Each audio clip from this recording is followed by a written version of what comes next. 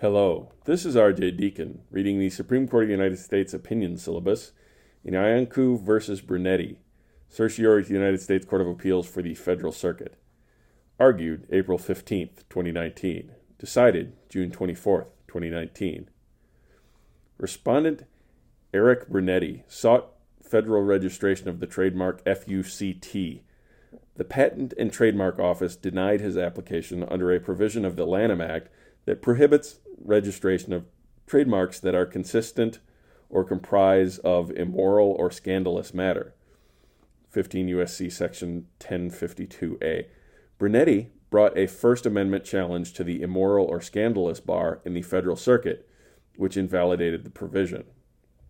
The Supreme Court held the decision is affirmed. The Lanham Act's prohibition on registration of immoral or scandalous trademarks violates the First Amendment.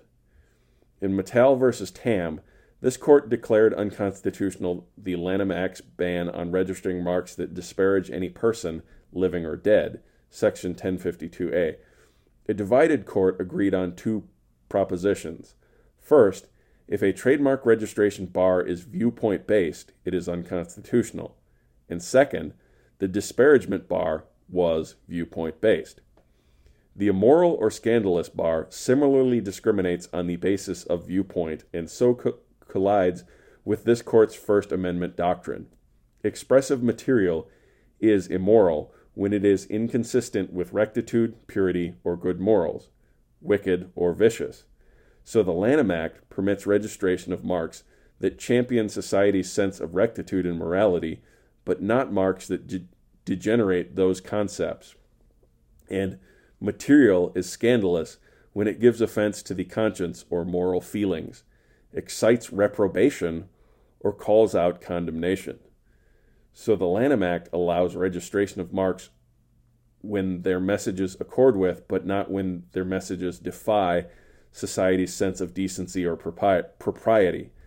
The statute, on its face, distinguishes between two opposed sets of ideas, those aligned with conventional moral standards and those hostile to them, those including societal nods of approval and those provoking offense and condemnation.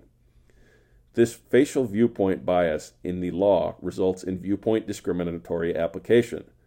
The PTO has refused to register marks communicating immoral or scandalous views about, among other things, drug use, religion, and terrorism, but all while it has approved registration marks expressing more accepted views on the same topics. The government says that the statute is susceptible of a limiting construction that would remove its viewpoint bias. The government's idea is to narrow the statutory bar to marks that are offensive or shocking because of their mode of expression, independent of any views that they may express, which would mostly restrict the PTO to refusing marks that are lewd, sexually explicit, or profane. But this court cannot accept the government's proposal, because the statute says something markedly different. The immoral or scandalous bar does not draw the line at lewd, sexually explicit, or profane marks, nor does it refer only to marks whose mode of expression, independent of viewpoint, is particularly offensive. To cut the statute off where the government urges is not to interpret the statute Congress enacted, but to fashion a new one. And once the immoral or scandalous bar is interpreted fairly, it must be invalidated. The decision below is affirmed. Justice Kagan delivered the opinion of the court in which Justices Thomas, Ginsburg, Alito, Gorsuch, and Kavanaugh joined. Justice Alito filed a concurring opinion. Chief Justice Roberts and Justice Breyer filed opinions concurring in part and dissenting in part. Justice Sotomayor filed an opinion concurring in part and dissenting in part, in which Justice Breyer joined. Thank you for listening. If you'd like to get a hold of the podcast, we can be reached at rhodesscholar80@gmail.com. That's ROADS and 80, or on Twitter at Court Syllabus.